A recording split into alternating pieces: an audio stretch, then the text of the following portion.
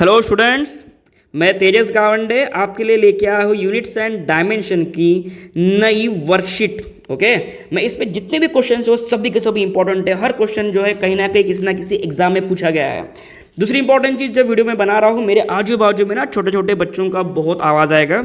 मेरे आसपास बहुत सारे छोटे छोटे कैलेंडर घूम रहे हैं, तो उस आवाज़ को बस इग्नोर कर देना। ओके, चलो नेक्स्ट पहला क्वेश्चन सॉल्व करते हैं। क्वेश्चन नंबर 16 क्या कह रहा है? Question number 16, the dimensions of physical quantity x in the equation. हमें x का डायमेंशन फाइंड करना है। कुछ नहीं, कभी भी जब ऐसा इक्वेशन दिया रहा है आपको कि x का डायमेंशन फाइंड करना है या y का डायमेंशन फाइंड करना है, इसे बस रीअरेंज कर लो। कैसे रीअरेंज करोगे? x को मैं ऐसे लिख सकता हूँ, फोर्स इनटू डेंसिटी, मैं ऐसे लिख सकता हूँ। ये डेंसिटी को यहाँ से इधर भेज दो, डेंसिटी कैपिटल D। फोर्स का यूनिट क्या होता है बेटा? फोर्स का यूनिट होता है केजी मीटर पर सेकंड का स्क्वायर, मल्टीप्लाइड बाय डेंसिटी का यूनिट क्या होता है? डेंसिटी मतलब होता है मास पर यूनिट वॉल्यूम। तो मास पर यूनिट वॉल्यूम मतलब केजी मीटर का क्यूब। देखो क्या क्या कैंसिल होता है, 1 मीटर कैंसिल होगा खाली, बाकी तो कुछ नहीं होगा। केजी 1 इंटू 1 यानी कि 2 मीटर का क्यूब में से 1 कट गया तो ऊपर मीटर की पावर -2, सेकंड को ऊपर में भेज दो तो सेकंड की पावर -3। ओके सॉरी, -3 कहाँ से हो गया सर? -2। तो ये आंसर होना चाहिए बेटा। स्क्रीनशॉट ले लो आप क्वेश्चन का। चलो तो आंसर कहाँ पे देखते हैं, ये आंसर किस में है? एक सेकंड। m की पावर 2 है, m की पावर 2, l की पावर -2, t की पावर -2, तो c is correct. Question number 17 में आते हैं फटाफट। Given that r equals to m square sine pt where t represent time, if unit of m is newton the unit of r is. हमेशा याद रखना कभी भी बेटा कि साइन का कोई यूनिट नहीं रहता। Sine theta, tan theta, cos theta, इसका कोई यूनिट नहीं होता है, नो यूनिट। तो इसको हटाते हैं हमारे इक्वेशन से, साइन थीटा टैन थीटा ये तो हट गया। तो ये साइन और साइन पीटी को तो हटा दो, ये कोई काम का नहीं है। यानी कि अब मैं लिख सकता हूँ r equals to M square. अब m का यूनिट क्या है? न्यूटन, लेकिन उसका क्या है? स्क्वायर। तो मैं r को लिख सकता हूँ न्यूटन का स्क्वायर, यानी कि option number B is correct. Simple question था बेटा ये तो। चलो आगे बढ़ते हैं next.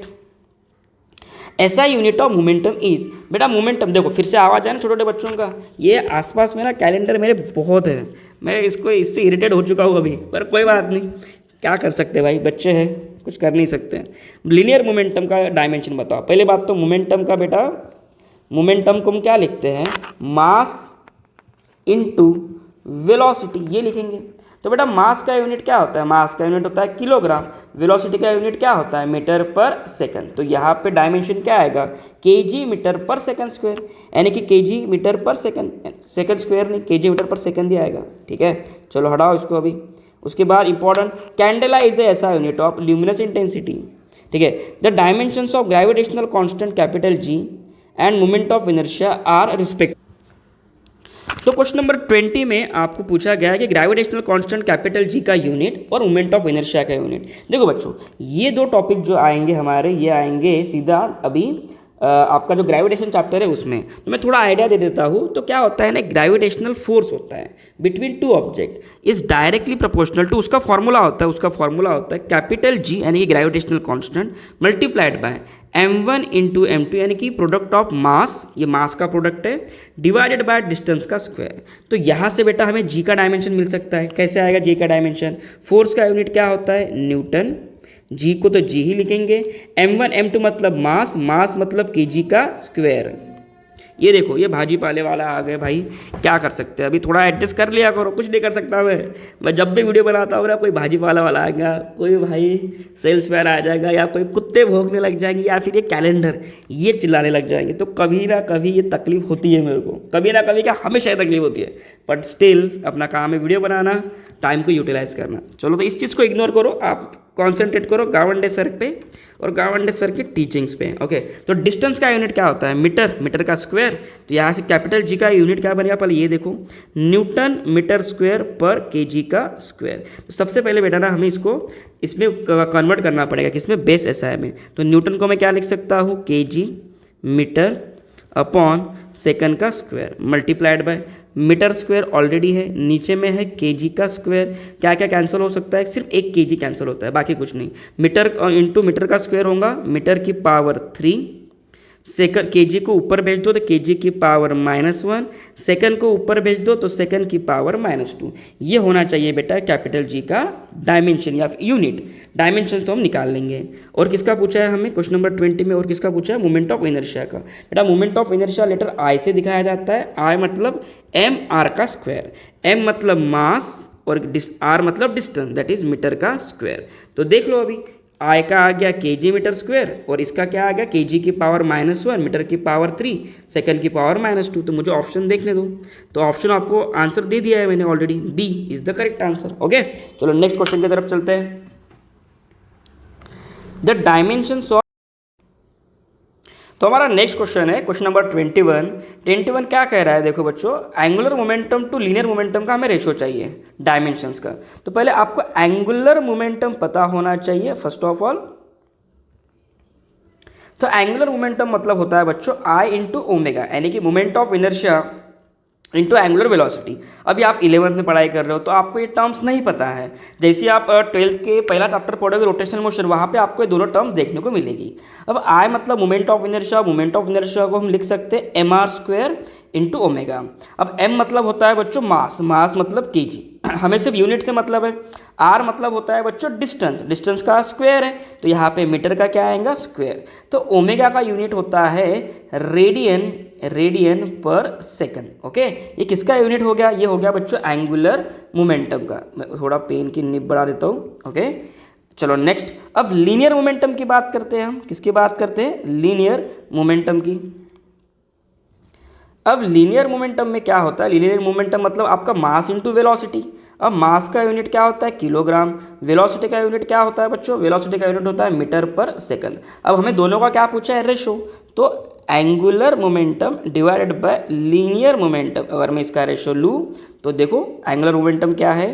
KG metre square radian upon second, radian upon second into linear momentum का यूनिट क्या है? देख लो केजी मीटर अपॉन में सेकंड है। तो बच्चों ये सेकंड जो है ये ऊपर जाएगा। मैं छोटे छोटे चीज़ें इसलिए बता रहा हूँ कि तुम्हारी यही चीज़ें तो गलत होती हैं। तुम डिफिकल्ट से डिफिकल्ट क्वेश्चन सॉल्व कर लोगे, लेकिन आसान से आसान क्वेश्चन को सॉल्व करने में तुम लाते हो खुद को। चलो देखो तो ये कुछ ऐसे होगा। चलो यहाँ पे ये कैंसिल भी तो हो सकता था। तो यहाँ पे यूनिट क्या बनेगा? केजी भी कैंसिल होता है, मीटर एक मीटर के साथ कैंसिल होता है, तो क्या बचेगा? Metre into radian. अब जब हम डायमेंशन लिखते हैं बच्चों तो रेडियन का कोई डायमेंशन नहीं होता। पहली बात तो डायमेंशन होता है सिर्फ MLT का। तो इसका आंसर क्या आएगा? m0 L1 t की पावर 0। रेडियन का कोई डायमेंशन नहीं होता है। क्लियर? तो इसका आंसर क्या आएगा? इसका आंसर आएगा ए। ठीक है चलो अब क्वेश्चन नंबर 22, ये क्वेश्चन हमने ऑलरेडी इसके पहले सॉल्व किया है, तो इस क्वेश्चन को आप सॉल्व कर लो। इसका करेक्ट आंसर क्या है बच्चों? 129,600। अगर आपका आंसर नहीं आता है तो मुझे कमेंट सेक्शन में बताओ। क्वेश्चन नंबर 23 को देख लेते हैं। 23 में क्या गिवन है? इसका सिग्निफिकेंट फिगर्स फाइंड करना है। चलो ठीक है फाइंड कर लेते हैं, कोई दिक्कत नहीं। अब सिग्निफिकेंट फिगर फाइंड करने से पहले आपको सभी रूल पता होने चाहिए। रूल नहीं भी पता हो तो मैंने इस पर एक ऑलरेडी वीडियो बना दिया है कि शॉर्टकट में कैसे आप इसको सॉल्व करोगे। किसमें? शॉर्टकट में कैसे सॉल्व करोगे। देखो मैं बताता हूँ। पहला नंबर हमारे पास है 25.12। ओके दूसरा नंबर है, दूसरा नंबर क्या है देखने दो, 2009 ही है वो नंबर, 2009 ही है।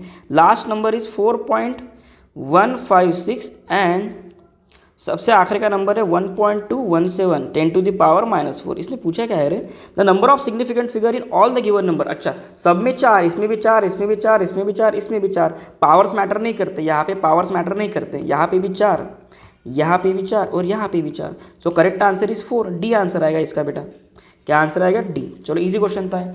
Unit of momentum is Newton second. अच्छा देखने दो मुझे। मोमेंटम यानी ये क्या होता है बच्चों? देख लो मोमेंटम यानी कि होता है मास इंटू वेलोसिटी। मोमेंटम यानी क्या होता है? मास इंटू वेलोसिटी, यानी कि मास मतलब केजी और वेलोसिटी क्या होता है? मीटर पर सेकंड। अब जरा इस पहले यूनिट को देख लेते हैं। अब अगर मैं इसको चेक करूँ, ऑप्शंस को चेक करूँ, ऑप्शन नंबर ए को चेक करूँ, न्यूटन सेकंड, इसे तुम क्या लिखोगे? न्यूटन मतलब क्या है? केजी मीटर अपॉन सेकंड का स्क्वायर मल्टीप्लाइड बाय एस मतलब क्या है? सेकंड। ये सेकंड इससे कैंसिल हो जाएगा, क्या बचेगा? KG metre upon what? Second, ये बचेगा।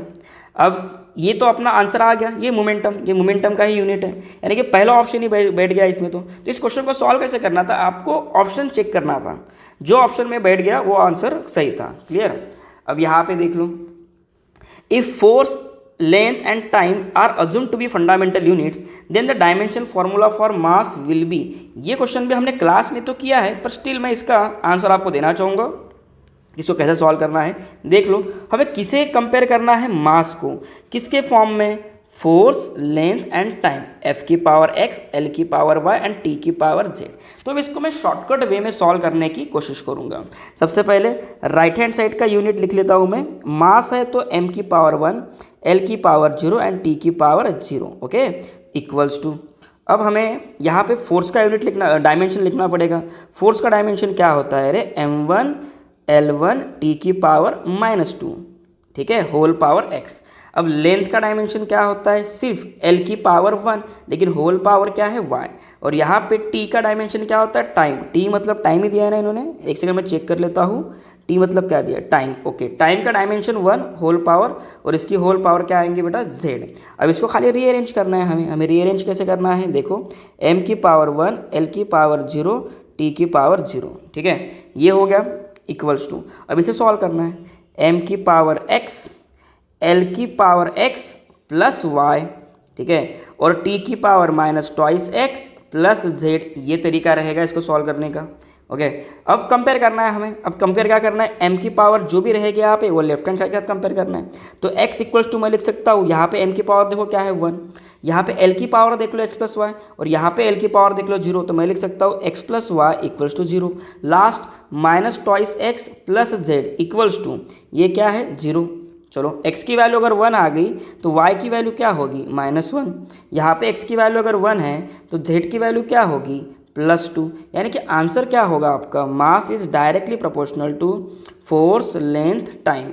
फोर्स की पावर क्या लिखा था हमने, x की पावर 1 आएगा, लेंथ की पावर क्या लिखा था y, यानी कि -1 आएगा, और t की पावर क्या आएगा 2। सो 1 -1 2, ये आंसर आना चाहिए, 1 -1 2। So this is the right answer.